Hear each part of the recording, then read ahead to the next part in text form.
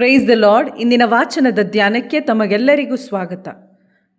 ಇಂದಿನ ವಾಚನಗಳಲ್ಲಿ ಯೇಸುಸ್ವಾಮಿ ಎರಡು ವಿಷಯವಾಗಿ, ಮೊದಲನೇದಾಗಿ ನಮ್ಮ ಆಧ್ಯಾತ್ಮಿಕ ಜೀವಿತದ ಅಡಿಗಟ್ಟು ಏನಾಗಿದೆ, ನಾವು ಬುದ್ಧಿವಂತರಾಗಿದ್ದೇವೋ ಬುದ್ಧಿಹೀನರಾಗಿದ್ದೇವೋ ಎಂದು ಪರಿಶೀಲಿಸಲು, ಮತ್ತು ಎರಡನೇದಾಗಿ ಯಾರು ಸ್ವರ್ಗ ಸಾಮ್ರಾಜ್ಯ ಪ್ರವೇಶಿಸುತ್ತಾರೆ ಎಂದು ಕಲಿಸಿಕೊಡುತ್ತಾರೆ.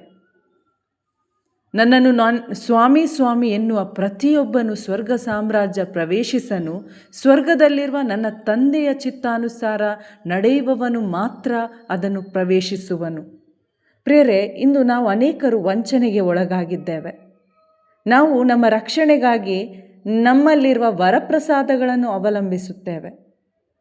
ಆದರೆ ನಮ್ಮಲ್ಲಿರುವ ವರಪ್ರಸಾದಗಳು, ನಾವಿಂದು ಆಧ್ಯಾತ್ಮಿಕವಾಗಿ ಅನೇಕ ಕಾರ್ಯಗಳನ್ನು ಮಾಡ್ಬೋದು. ನಾವು ರೋಗ ಸೌಖ್ಯ ಕೊಡೋದು, ಧ್ಯಾನಕೂಟಗಳನ್ನು ನಡೆಸೋದಾಗಿರ್ಬೋದು, ಪ್ರಾರ್ಥನೆಗಳನ್ನು ನಡೆಸೋದಾಗಿರ್ಬೋದು, ಬೇರೆ ಬೇರೆ ತಲೆಂತುಗಳು ನಮಗಿರ್ಬೋದು. ಆದರೆ ನಾವು ವಂಚನೆಗೆ ಒಳಗಾಗುತ್ತೇವೆ ಏನಂತೇಳಿದರೆ, ಇದರಿಂದ ನಾವು ರಕ್ಷಣೆ ಪಡೆಯುತ್ತೇವೆ, ನಾವು ದೇವರ ಮುಂದೆ ನೀತಿವಂತರಾಗಿದ್ದೇವೆ ಎಂದು ಭಾವಿಸ್ತೇವೆ. ಆದರೆ ಪ್ರಿಯರೇ, ನ್ಯಾಯ ತೀರ್ಪಿನ ದಿನ ನನಗೆ ನಿಮ್ಮ ಅರಿವೇ ಇಲ್ಲ, ಗುರುತೇ ಇಲ್ಲ, ಅಧರ್ಮಿಗಳೇ ನನ್ನಿಂದ ತೊಲಗಿರಿ ಎಂದು ಹೇಳಲಾಗುವುದು ಅಂತ ಯೇಸುಸ್ವಾಮಿ ಹೇಳ್ತಾರೆ.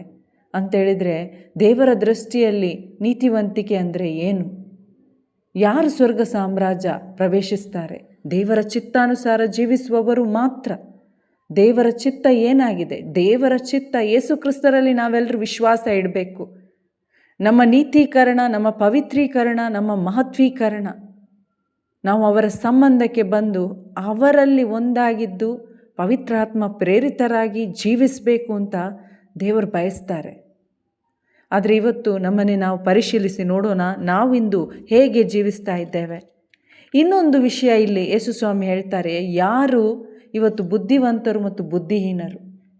ನಮ್ಮ ಆಧ್ಯಾತ್ಮಿಕ ಜೀವಿತದ ಫೌಂಡೇಶನ್ ಅಥವಾ ಅಡಿಗಟ್ಟು ಏನಾಗಿದೆ? ಕ್ರಿಸ್ತನಾಗಿದೆಯಾ? ಕ್ರಿಸ್ತ ಮತ್ತು ಆತನ ವಾಕ್ಯವಾಗಿದೆಯಾ? ಅಥವಾ ನಮ್ಮ ವಿದ್ಯೆ, ಹಣ, ಉದ್ಯೋಗ? ನಾವು ಇಂದು ಸೋಷಿಯಲ್ ಮೀಡಿಯಾದಲ್ಲಿ ಅನೇಕ ಒಪಿನಿಯನ್ಸ್ ನೋಡ್ತೇವೆ.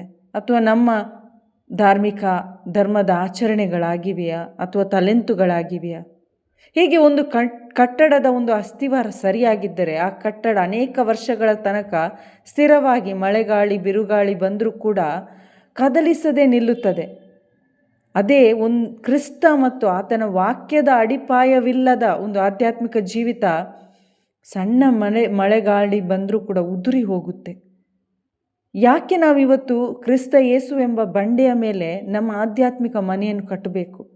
ಯಾಕಂತೇಳಿದರೆ ಕ್ರಿಸ್ತ ಯೇಸು ಮಾತ್ರ ಅದಲು ಬದಲಾಗದ ದೇವರಾಗಿದ್ದಾರೆ. ಅವರು ನಿನ್ನೆ, ಇಂದು, ನಾಳೆ, ಯುಗ ಯುಗಾಂತರಕ್ಕೂ ಒಂದೇ ಆಗಿದ್ದಾರೆ. ನಂಬಿಗಸ್ತ ದೇವರಾಗಿದ್ದಾರೆ. ವಾಗ್ದಾನಗಳನ್ನು ನೆರವೇರಿಸುವ ದೇವರಾಗಿದ್ದಾರೆ. ಮನುಷ್ಯನಿಗೆ ರಕ್ಷಣೆ ಕೊಡಲು ಇರುವ ಏಕೈಕ ನಾಮ ಯೇಸು ಕ್ರಿಸ್ತರಾಗಿದ್ದಾರೆ. ಇವತ್ತು ಪ್ರಿಯರೇ, ನಮ್ಮ ಜೀವನದಲ್ಲಿ ಅನೇಕ ಪರೀಕ್ಷೆಗಳು ಬರುತ್ತೆ. ಆ ಜೀವನದ ಪರೀಕ್ಷೆಗಳನ್ನು ಎದುರಿಸಬೇಕಾದ್ರೂ ಪ್ರಿಯರೇ, ಯೇಸುವಲ್ಲಿ ನಾವು ನೆಲೆಗೊಂಡಿದ್ದರೆ ಮಾತ್ರ ಇದನ್ನು ಎದುರಿಸಲು ನಮಗೆ ಸಾಧ್ಯ. ಈ ಬಿರುಗಾಳಿಯನ್ನು ಎದುರಿಸಿ ಸ್ಥಿರವಾಗಿ ನಿಲ್ಲಲು ಸಾಧ್ಯ. ಇಲ್ಲವಾದರೆ ನಮ್ಮಿಂದ ಸಾಧ್ಯವಿಲ್ಲ. ಆದ್ದರಿಂದ ಪ್ರಿಯರೇ, ನಾವು ದೇವರ ವಾಕ್ಯ ಬರೀ ಆಲಿಸಿದರೆ ಸಾಲದು, ಆಲಿಸಿ ಪಾಲಿಸುವ ಬುದ್ಧಿವಂತರಾಗಬೇಕು. ಬುದ್ಧಿಹೀನರು ಅನೇಕರು ನಾವಿದ್ದೇವೆ. ಇವತ್ತು ನಮ್ಮನ್ನೇ ನಾವು ತಿದ್ದಿಕೊಳ್ಳೋಣ, ದೇವರ ವಾಕ್ಯದ ಮುಂದೆ ಬರೋಣ, ದೇವರ ಮುಂದೆ ಪಶ್ಚಾತ್ತಾಪದ ದೀನ ಮನದೊಂದಿಗೆ ಬಂದು ಪ್ರಿಯರೇ ಪಾಪಕ್ಕೆ ವಿಮುಖರಾಗೋಣ, ದೇವರಿಗೆ ಅಭಿಮುಖರಾಗೋಣ, ಯೇಸು ಕ್ರಿಸ್ತರಲ್ಲಿ ವಿಶ್ವಾಸ ಇಡೋಣ. ಆಗ ಖಂಡಿತ ತೀರ್ಪಿನ ದಿನ ಕ್ರಿಸ್ತನಲ್ಲಿ ಇರುವವರಿಗೆ ದಂಡನಾ ತೀರ್ಪು ಇಲ್ಲ. ಆಮೇನ್. Praise the lord.